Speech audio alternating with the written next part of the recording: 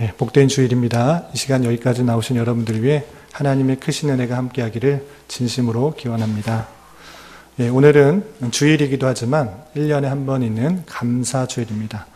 대부분 한국교회에서는 감사주일을 추수감사주일이다 해서 11월 첫째 주나 셋째 주에 많이 드리게 됩니다. 그 이유는 다른 것이 아니고 우리나라 교회가 미국 교회의 선교사님들의 영향을 받아서 미국에서 지키는 그런 절기를 그대로 받아들여서 지켰기 때문에 미국에서 11월쯤이 되면 추수가 맞춰지기 때문에 그것을 감사하는 절기, 추수감사주의를 그대로 한국에서도 지켜왔기 때문에 11월 첫째 주나 셋째 주에 많이 지키곤 합니다. 그렇지만 우리나라 상황에 비추어 보면 정확하게 맞는 건 아닙니다. 추수 때가 다 지나기 때문에 그대로 미국의 절기들을 시간에 맞춰서 때에 맞춰서 지킬 수도 있지만 우리 교회는 그대로 지키기보다는 우리나라의 형편 또 우리의 형편을 맞춰서 추석을 지난 그런 9월 말이나 추석이 보통 9월 말쯤에 있기 때문에 추석을 지나고 10월 첫 주에 감사주일로 보내게 됩니다. 그리고 추수감사주일이다라고 하기보다는 우리가 도시에 있는 교회이기 때문에 농사를 짓는 사람이 많지 않기 때문에 그냥 감사주일로 이렇게 명칭을 해서 추석을 지난 그런 10월 첫째 주에 감사주일로 보내고 있습니다. 감사주일을 맞이해서 한 해 동안 우리에게 결실을 주시고 또 많은 열매를 주시고 인도해 주신 주님께 감사하는 그런 시간이 되었으면 좋겠습니다. 그러나 한편으로 우리가 감사주일이지만 여러분들은 이 주일에 이 예배 시간에 어떤 마음가짐으로 오셨습니까? 정말 한 해를 감사하는 마음으로 또 나를 신실하게 인도해 주시고 또 지켜주셨다는 것에 감사하는 마음으로 이 자리에 있었는지 아니면 그냥 매 주일이니까 또 시간이 되었으니까 주일이 되었으니까 또 하나의 주일로서 이 자리에 앉아있지는 않은지 되돌아보았으면 좋겠습니다. 주일을 지킬 때 또 감사주일을 지킬 때 우리의 감사가 많이 사라진 경우가 많고요. 우리가 구원을 받았다고는 하지만 실제 삶에 있어서 다양한 환경 속에서 일이 지치고 힘들고 또 낙담되는 상황이 많기 때문에 감사가 많이 사라지는 그런 모습은 아닌가 생각해 봅니다. 그래서 오늘 말씀의 본문을 가지고 참된 감사, 우리가 회복해야 될 감사가 무엇인지 생각해 보는 시간을 가질까 합니다. 먼저 오늘 7장 말씀 일기 본문이 7장이기 때문에 7장의 내용을 우리가 앞서서 계속 한 장 한 장 말씀을 천천히 읽어가는 것처럼 문맥에 따라서 7장의 내용이 어떤 내용인지 좀 살펴보고 그 중에서 우리가 읽었던 또 잘 아시는 한 죄인된 여자가 예수님께 향유를 부은 사건을 가지고 우리가 참된 감사를 어떻게 회복해야 될지 생각해보는 시간을 가질까 합니다. 먼저 7장의 내용은 예수님께서 갈릴리 주변에서 사역하시는 그런 많은 사건 중에 한 장면입니다. 누가복음은 시간 순으로 정렬되어 있는 것이 아니고요. 계속 교훈 받았다시피 장소별로 되어 있습니다. 그래서 4장부터 9장까지는 갈릴리 일대에서 예수님께서 사역하신 장면을 모아서 설명하고 있고요. 그리고 9장부터 이후에는 또 예루살렘 성전으로 올라가는 그런 모습으로 또 설명하고 있습니다. 그런 가운데 7장, 오늘 말씀 일기 7장에서는 계속해서 예수님께서 많은 사역을 하면서 그분이 어떠한 분이신지를 계속 사건을 통해서 알려줍니다. 7장 1절부터 17절까지는 백부장의 종을 낫게 하시는 그런 장면이 나오고요. 그리고 11절부터 17절까지는 죽었던 나인성 과부의 독자를 살아나게 하심으로 이분이 질병과 죽음조차 주관하시고 다스리시는 분이시라는 것들을 설명하고 있습니다. 그리고 18절부터 35절까지는 세례자 요한이 제자들을 시켜서 오시리가 당신입니까? 예수님께 묻는 장면이 나옵니다. 그리고 예수님께서 대답은 나로 말미암아 실족하지 않은 자는 복이 있도다라고 말을 하면서 직접적으로 내가 구세주다, 내가 구원자다, 구약에 메시된 그 사람이다 로 말은 하지 않았지만 많은 사건을 통해서 예비된 그 모습이 나라는 것들을 알진데 너희들이 기대하고 또 세례 요한이 착각하였다시피 하나님께서 어떤 권세와 능력으로 이 땅에서 힘을 내어 또 사탄을 멸하며 악인들을 제압하며 그렇게 힘과 권세와 능력으로 이 땅을 오시는 것이 아니라 낮은 자를 또 병든 자를 죄인들을 구원하시고 회복하시는 것을 통해서 하나님의 아들됨, 구세주의 모습들을 드러낼 것이다 라고 표현한 구절들이 이어지게 됩니다. 그리고 나서 36절부터 우리가 읽었던 50절까지는 여러분들도 한 번쯤은 다 들어봤을 그런 이야기인데요. 한 여인이 예수께 와서 향유를 붓고 또 감사하는 그런 장면들이 나옵니다. 이 내용들을 좀 더 구체적으로 살펴보면서 우리의 감사의 내용들을 생각해 보도록 하겠습니다. 우선 36절에 보면 한 바리새인이 납니다. 한 바리새인이 예수님께 함께 식사 자리에서 식사 교제하도록 초청하는 장면이 납니다. 36절 보면 한 바리새인이 예수께 자기와 함께 잡수시기를 청하니 이에 바리새인의 집에 들어가 앉으셨을 때에 한 바리새인, 여기서는 바로 이름은 나오지 않는데요. 뒤에 예수님께서 시모나라고 부르는 것을 보았을 때 이 한 바리새인의 이름은 시몬이라는 것을 알 수 있습니다. 그 한 바리새인이 예수님께 함께 식사하자라고 이렇게 표현합니다. 여기서 왜 식사하려고 했는지 잘은 나오지 않지만 주변에 인기가 많고 또 많은 능력들을 보이고 있으니 이 한 바리새인 시몬이라는 사람은 그 사람이 정말 구세주인가 능력자인가 어떠한 사람인가 궁금하기도 하고 테스트해 보려고 했던 것 같습니다. 그래서 예수님을 초청하여서 식사 교제로 나오게 한 것입니다. 그때 어떤 일이 있었는가? 한 죄인이 죄를 지은 한 여자가 찾아오게 됩니다. 그것이 37절 이하에 나오는데요. 이렇게 표현하고 있습니다. 그 동네에 죄를 지은 한 여자가 있어 이 죄가 어떠한 죄인지는 확실하게 표현하지는 않지만 죄를 지은 한 여자라고 표현했을 때 모든 사람들이 그 여자가 죄를 지었다는 것을 알고 있다는 것을 통해 또는 성적인 죄가 아닌가 많은 학자들이 또 생각을 하고 있습니다. 모든 사람들이 다 알 정도의 그 죄를 지은 한 여자가 있었는데 그 식사 자리에 찾아온 것입니다. 37절 이하 계속 보면 예수께서 바리새인 집에 앉아 계심을 알고 향유 담은 옥합을 가지고 와서 예수의 뒤로 그 발 곁에 서서 울며 눈물로 그 발을 적시고 자기 머리털로 닦고 그 발에 입 맞추고 향유를 부으니 그 여자의 행동은 우리나라의 생활 습관, 문화 습관하고는 조금 이해하기는 힘든 그런 모습을 하였습니다. 그것은 무엇이냐면 향유 담은 옥합을 가지고 와서 예수님에게 그 발을 먼저 닦고 눈물로써 그 발을 닦고 머리털로 그 발을 닦고 눈물로 그 발을 적시고 자기 머리털로 닦고 그리고 입 맞추고 향유를 부었다 이렇게 표현하고 있습니다. 이것은 우리나라의 문화 습관과 생활 습관 또 환대하는 방법과는 달라서 이게 무슨 행동인가 생각할 수 있는데요. 당시 이스라엘의 문화 또 생활 환경을 보면 이것은 높은 사람 또 멀리 온 사람을 환대하는 생활 습관인 것을 알 수 있습니다. 이스라엘은 아시다시피 광야가 많고 또 사막이 많습니다. 그래서 먼 곳에서 온 그런 사람이라고 하면 그 집에 어떻게 환대를 하는가, 어떻게 대접을 하는가, 먼 곳에서 와서 바람도 불고 모래들이 많이 흩날렸기 때문에 가장 기본적으로 발을 씻어주는 것이 문화였습니다. 그 당시에 많은 모래들도 있었고 또 바람들도 많아서 이 샌들을 신고 다니는 그들의 습관에 있어서 발이 쉽게 더럽혀지고 냄새가 났던 것입니다. 그렇기 때문에 먼 곳에서 온 사람들을 대접할 때는 환대할 때는 발을 씻어주는 것이 가장 기본이었습니다. 그래서 발을 씻을 물을 주고 또 종이 있으면 그 종을 통해서 발을 깨끗하게 씻어 주었습니다. 뿐만 아니라 머리들이 헝클어지고 먼지나 모래들이 많이 묻었었기 때문에 기름을 통하여서 머리를 다듬었습니다.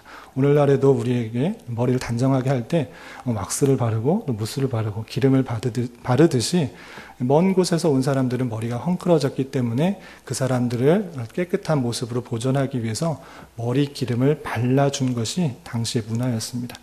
그렇게 했을진데 바리새인은 그 모습을 전혀 하지 않고 멀리서 지켜보던 한 죄 많은 죄를 지은 그 여자가 예수님을 환대하고 씻겨 주었던 그런 모습입니다. 그러할 때 바리새인은 오히려 그 모습을 자신의 죄를 자신이 그렇게 하지 못함을 뉘우친 것이 아니고요. 오히려 예수님을 비난하고 또 알지 못함을, 그가 어떤 사람을 알지 못함을 지적하고 있습니다. 39절 보면 이렇게 되어 있습니다. 예수를 정한 바리새인이 그 모습을 보고 그것을 보고 마음에 이르되, 마음속으로 생각한 것입니다. 이 사람이 만일 선지자라면 자기를 만지는 이 여자가 누구며 어떠한 자, 곧 죄인인 줄을 알았으리라 하거늘. 마음속으로 생각한 것입니다.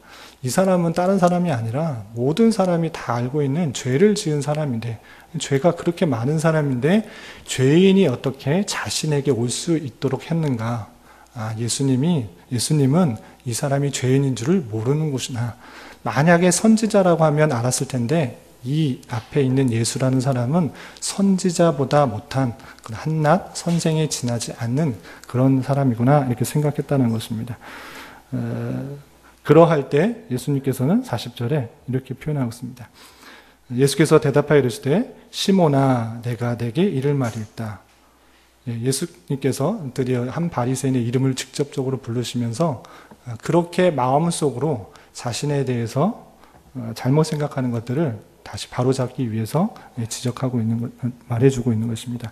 내게 이를 말이 있다라고 말할 때 그가 이르되 선생님 말씀하소서. 선지자라고 표현하지도 않고 그리스도라고 표현하지 않고 단순히 좋은 말을 가르쳐주는 랍비와 같은 하나의 선생님으로 취급하고 있는 것입니다. 선생님 말씀하소서 내가 듣겠습니다, 이렇게 표현하고 있는 것입니다. 그러할 때 예수님께서는 잘 아는 비유인 데나리온의 비유를 하고 있습니다. 41절, 42절에 빚 주는 사람에게 빚진 자가 둘이 있는데 한 명은 500데나리온, 그러니까 여기서 데나리온이라는 것은 하루 일꾼의 하루 품삯이라고 할 때 쉽게 계산해서 10만 원이다. 한 데나리온이 10만 원이다 생각하면 500데나리온은 5천만 원이 되는 것이죠. 5천만 원을 진 그런 빚진 자가 있고 또 하나는 50데나리온, 그러니까 우리나라 돈으로 그냥 쉽게 환산을 하면 500만 원을 진 그런 사람이 있는데 만일 둘 다 갚을 것이 없어서 다 탕감해 줬다. 다 빚이 없는 것처럼 빚이 없는 것처럼 탕감해 줬다. 그렇다고 하면 누가 더 감사를 하겠느냐, 사랑을 하겠느냐, 기뻐하겠느냐, 이렇게 물었습니다. 당연히 시몬 바리새인은 당연히 많이 탕감을 받은 500데나리온을 탕감받은 사람이 더 많이 사랑할 것입니다. 이렇게 대답을 합니다. 그럴 때 예수님께서는 내 판단이 옳다. 많이 탕감을 받은 자, 많이 사함을 받은 자가 당연히 사랑을 하는 것이고 감사하는 것이고 기뻐하는 것이 맞다, 이렇게 표현하고 있는 것입니다. 그러할진대 너의 모습과 이 한 죄 많은 여자의 태도는 확실하게 구분이 된다라고 표현하면서 너의 반응과 한 바리새인 시몬의 반응과 그리고 죄 많은 여자, 죄를 지은 여자의 반응을 비교하면서 설명하고 있습니다. 그것이 44절부터 쭉 이어지는데요. 이렇게 표현하고 있습니다. 그 여자를 돌아보며 시몬에게 이르시되 이 여자를 보느냐? 내가 네 집에 들어올 때 너는 내게 발 씻을 물도 주지 아니하였을 때, 이 바리새인은 예수 그리스도를 구원자로 보신 것이 아니고 어떤 사람인가 확인하고 테스트하고 시험해 보려고 불렀던 것입니다. 그렇기 때문에 환대하지 않았습니다. 발을 씻을 물도 주지 아니하였지만 이 여자는 어떻게 했는가? 눈물로 내 발을 적시고 그 머리털로 닦았다. 그 씻을 물을 갖고 있지 않았기 때문에, 집 주인이 아니었기 때문에 물이 없었습니다. 그래서 이 여자는 눈물을 흘려가며 자기의 죄사함을 받았다는 것, 그 감사의 눈물을 흘리면서 그 발을 적시고 여자의 가장 소중한 부분이라고도 할 수 있는 머리털로 그것을 닦았다, 이렇게 표현하고 있는 것입니다. 또한 45절에 보면 너는 내게 입 맞추지 아니하였으되, 입 맞추는 것은 가벼운 인사, 이스라엘의 문화인 것입니다. 어떤 사람이 왔을 때 가벼운 입맞춤을 통하여서 인사하고 환영하고 호의를 베푸는 그런 것입니다. 그런데 이 바리새인은 입맞추지도 않았다, 이렇게 표현하고 있습니다. 그런데 이 여인은 어떠했는가? 그는 내가 들어올 때부터 내 발에 입맞추기를 그치지 아니하였다. 너무나 발에 입맞추는 것은 그 사람에 대해서 아주 큰 존경과 또 환영을 하는 그런 표현입니다. 왕에게 자신을 낮추어서 표현할 때 왕에게 입을 맞추진 않죠. 엎드려서 그 발에 입을 맞추면서 존경과 또 환영의 표현을 하는 것처럼 이 여자는 자신을 알아보고 발에 입 맞추기를 그치지 아니하면서 주님을 환영하였다, 이렇게 표현하고 있는 것입니다. 뿐만 아니라 46절에 보면 이렇게 표현하고 있습니다. 너는 내 머리에 감람유도 붓지 아니하였을 때 그는 향유를 내 발에 부었느니라.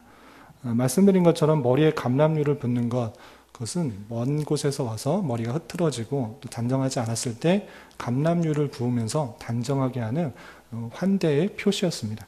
그런 것조차 하지 않았지만 그 여인은 향유를 내 발에 부었다. 가장 값진 것으로 아주 향기롭게 환대하며 부었다, 이렇게 표현하고 있는 것입니다. 왜 이렇게 했는가? 47절, 이러므로 내게 말하노니 그의 많은 죄가 사하여졌도다.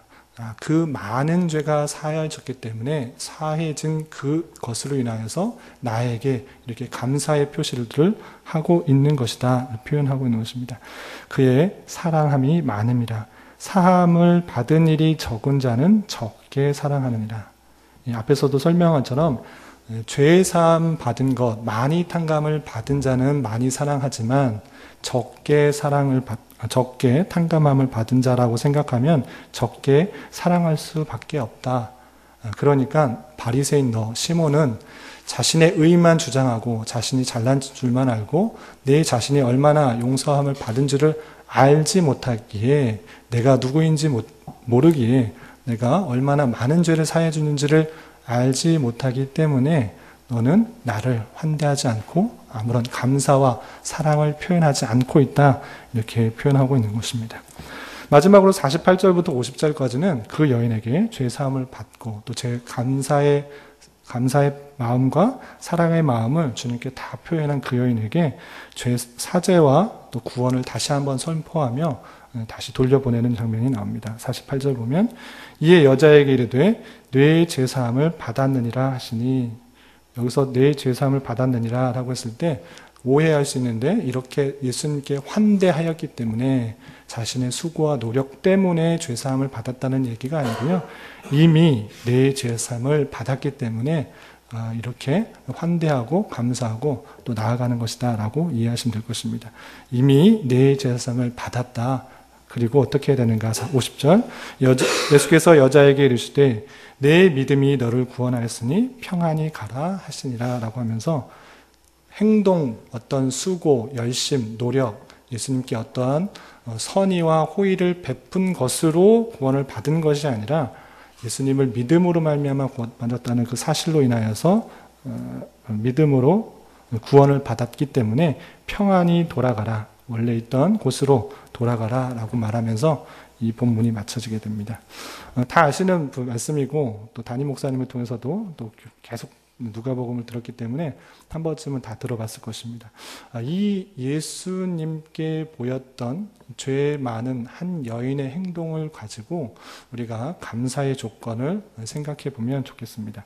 여러분, 나눠드린 교환 뒤쪽 편을 보시면 나와 있는데 보시면서 따라오시면 좋겠습니다. 먼저 우리가 참된 감사를 어떻게 할 수 있는가? 오늘 본문에서도 나왔지만 내 자신에 대하여 정확하게 알아야 참된 감사를 할 수 있는 것입니다. 바리새인은 자신이 의로운 줄 알았습니다. 겉으로 보기에는 말씀을 잘 지키고 또 습관에 따라 율법들을 잘 지켜나가는 그런 모습이기 때문에 자신의 죄가 얼마나 큰지도 알지 못하고 또 깨닫지 못했습니다. 그렇지만 여인은 그렇지 않은 것입니다. 자신의 죄가 많았지만 예수님으로 말미암아 그 많은 죄가 사함 받았기 때문에, 받았다는 것을 알았기 때문에 감사가 더 넘칠 수 있었던 것입니다. 우리가 말씀을 통해서 읽은 것처럼 42절, 많이 탕감받은 자가 더 사랑할 수 있는 것이고 또 사함을 받은 일이 적은 자는 적게 사랑할 수밖에 없습니다. 우리 안에 참된 감사 또는 참된 사랑, 참된 기쁨이 넘치기 위해서는 내가 어떠한 존재였는지를 잘 아는 것이 중요한 것입니다. 우리는 죄인이기 때문에 영원한 형벌 가운데 있다라는 사실들을 잊지 말아야 할 것입니다. 사죄받았음에도 불구하고 내 자신의 부패와 타락 그리고 그 결과가 어떠한지를 모르면 우리 안에 진정한 감사가 없습니다. 우리 안에 있는 죄와 그 결과를 확실하게 알게 될 때 하나님께 감사했으며 더욱 사랑할 수 있는 것입니다. 성경에서는 아담 이래 모든 인간은 이미 죄로 죽었다. 죄인이 되어가는 것이 아니고 이미 죄인이다. 죄를 지었기 때문에 죄인이 아니라 죄인이기 때문에 죄를 지어가는 사람이다 라고 표현하고 있는 것입니다. 그럼 죄인은 어떠한 자인가? 영원한 죽음, 영원한 형벌, 영원한 고통만이 있는 그런 사람인 것입니다. 비참만이 우리에게 있었던 그런 사람입니다. 그것이 로마서 3장 10절부터 18절에 잘 표현되어 있는데요. 여러분들 나눠드린 교환에 써 있습니다. 나눠드린 교환 로마서 3장 10절부터 18절 말씀 제가 한번 읽어보겠습니다. 기록된 바 의인은 없나니 하나도 없으며 깨닫는 자도 없고 하나님을 찾는 자도 없고 다 치우쳐 함께 무익하게 되고 선을 행하는 자는 없나니 하나도 없도다. 그들의 목구멍은 열린 무덤이요 그 혀로는 속임을 일삼으며 그 입술에는 독사의 독이 있고 그 입에는 저주와 악독이 가득하고 그 발은 피 흘리는 데 빠른지라. 파멸과 고생이 그 길에 있어 평강의 길을 알지 못하였고 그들의 눈앞에 하나님은 두려움이 없느니라 함과 같으니라. 인간의 모습, 타락한 인간의 모습, 죄인의 인간의 모습을 이렇게 표현하고 있습니다. 모든 인간은 하나님을 찬양하는 사람도 없고 의인도 없다. 모두 죽었던 그런 사람이다. 이렇게 표현하고 있습니다. 그 죄를 지었기 때문에 로마서 6장 23절에는 이렇게 표현하고 있습니다. 죄의 삭은 사망이요. 우리가 죄인이기 때문에 영원한 사망 가운데 있다라고 선포하고 있는 것입니다. 그러나 그러한 사망, 그런 비참한 모습 가운데 우리를 버려둔 것이 아니라 주님께서는 우리를 먼저 택하여 부르셨고 우리가 죄인 되었을 때 우리 죄를 위하여 자신의 독생자 예수 그리스도를 십자가에 달려 돌아가시게 하신 그 사실로 인하여서 우리를 구속하셨다라는 것입니다.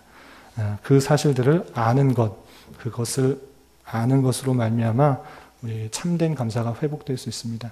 죄인이었던 우리를, 아무 공로 없는 우리를 주님이 택하여 주시고 먼저 구원하셨다는 그 사실들을 알 때 더 감사가 있다는 사실들을 잊지 말아야 될 것입니다. 내 자신이 얼마나 죄인이었고 비참 가운데 있었다는 사실들을 기억하면서 참된 감사를 회복해야 될 것입니다. 두 번째로 참된 감사는 주님에 대한 바른 인식과 그와의 관계를 알아야 참된 감사를 할 수 있습니다. 세상의 어떤 것도 우리에게 참된 감사, 참된 기쁨, 참된 외안을 주지 못합니다.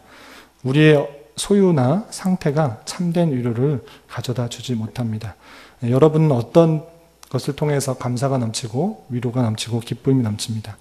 그것이 넘치는지 되돌아봤으면 좋겠습니다. 그것이 돈입니까? 명예입니까? 권력입니까? 때로는 이런 것이 잠깐의 기쁨이요, 감사요, 위로와 위안이 될 수 있습니다. 그렇지만 그것은 영원하지 않다는 사실들을 잊지 말아야 될 것입니다. 그것은 잠시일 뿐인 것입니다.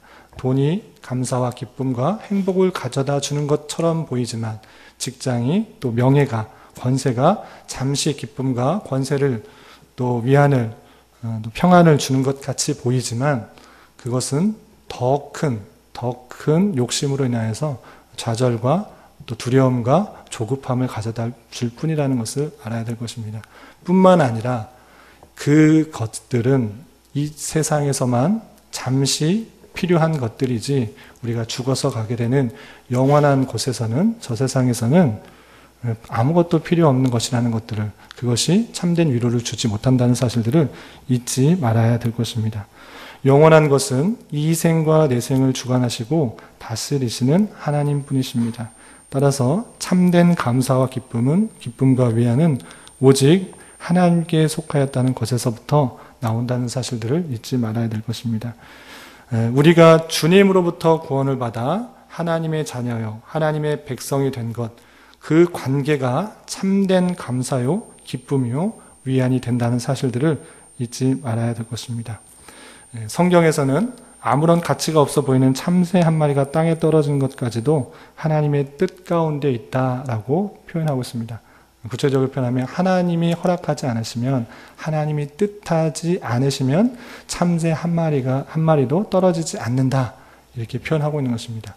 참새만 그렇게 뜻하신 것이 아니라 그렇게 보잘것없는 것, 아무런 가치도 없어 보이는 그런 작은 생물조차 하나님께서 뜻하셔서 움직이실진데 하나님의 자녀요, 하나님의 백성은 어떻게 하시겠느냐?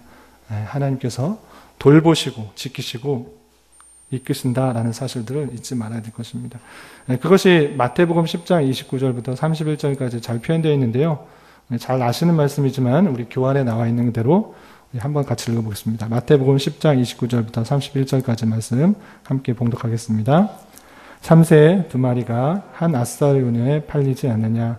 그러나 너희 아버지께서 허락하지 아니하시면 그 하나도 땅에 떨어지지 아니하리라. 너희에게는 머리털까지 다 세신 바 되었나니 두려워하지 말라. 너희는 많은 참새보다 귀하니라.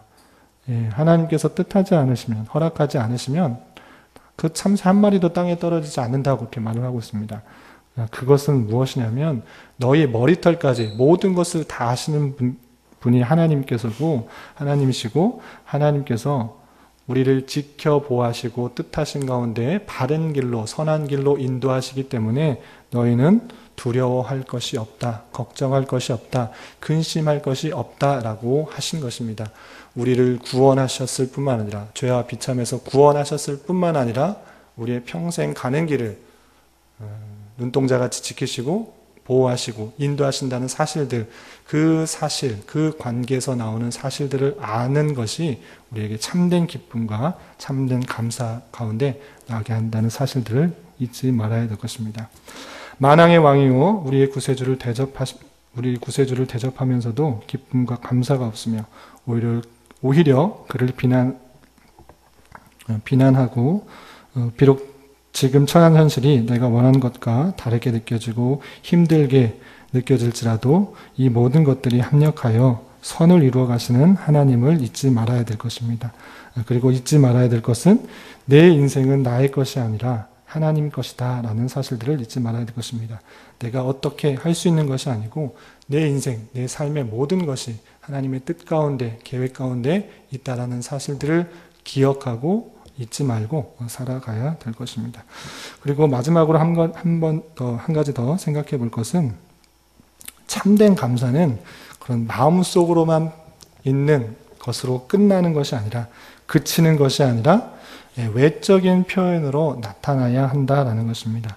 우리가 읽었던 것처럼 그 여인이 어떤 경유를 통해서 죄사함을, 그 죄 많았지만 예수님을 알고 또 그 죄가 사함을 받았다는 것을 알았기 때문에 먼 곳에서 찾아와서 그 식사 자리에서 예수님을 환대하고 환영하고 또 존경하고 그 사랑을 표했던 것입니다.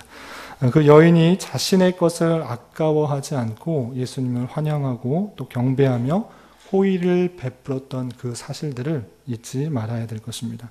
또한 예수님께서 이제 구원받았으니, 믿음으로 구원을 받았으니 평안히 가라라고 그렇게 했습니다. 그냥 예수님을 따라다니면서 예수님께 경배하고 찬양하고 감사하는 것, 그것만으로도 충분히 할 수도 있고 또 좋은 일이라고 할 수 있습니다.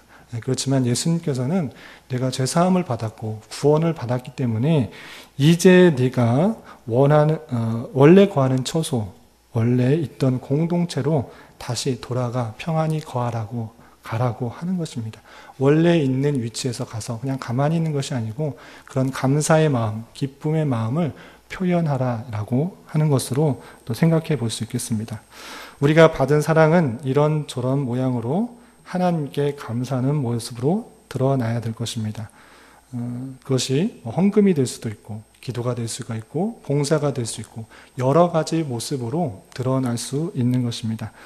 그렇게 하나님께 감사하는 모습이 다양하게 드려질진데 하나님께로만 그치는 것이 아니라 하나님께 헌신하고 봉사하고 헌금하고 여러 가지 것들로 감사하는 모습으로 그치는 것이 아니라 내가 처한 공동체, 내가 처한 곳에서 동일하게 드러나는 일들이 있어야 될 것입니다. 또한 고린도전서 12장 27절에 잘 아시는 것처럼 너희는 그리스도의 몸이요 지체의 각 부분이다. 교회의 공동체를 주님의 몸으로 이렇게 표현하는 것을 볼 수 있습니다. 주님을 사랑한다 말로만 하는 것이 아니라 주님의 몸된 교회의 공동체, 내가 속한 여러 공동체 속에서 하나님께 받은 사랑, 그 은혜, 그것들을 감사의 모습으로 표현하는 것이 중요하다라고 할 수 있는 것입니다. 하나님에 대한 사랑과 감사를 여러분들은 어떻게 드러내고 있습니까?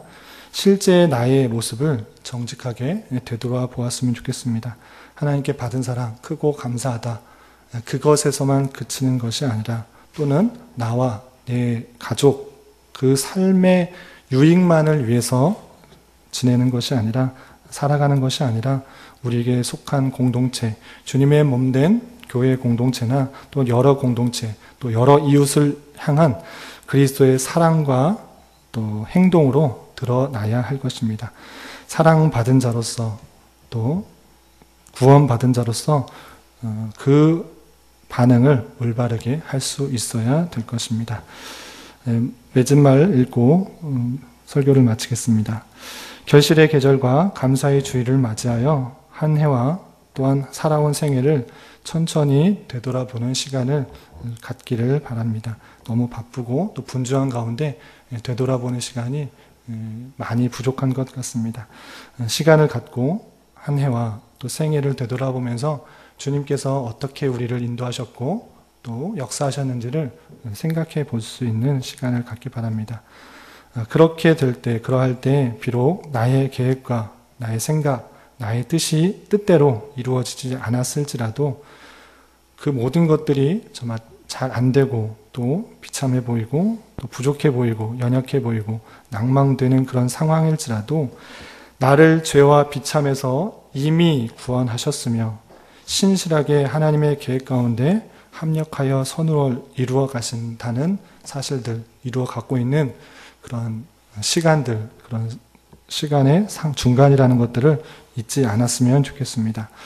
감사 주일을 지내며 이런 말씀을 통해 위로받고 또 우리 삶에 참된 감사가 풍성하게 흘러넘치는 해가 있기를 진심으로 축원합니다. 기도하겠습니다.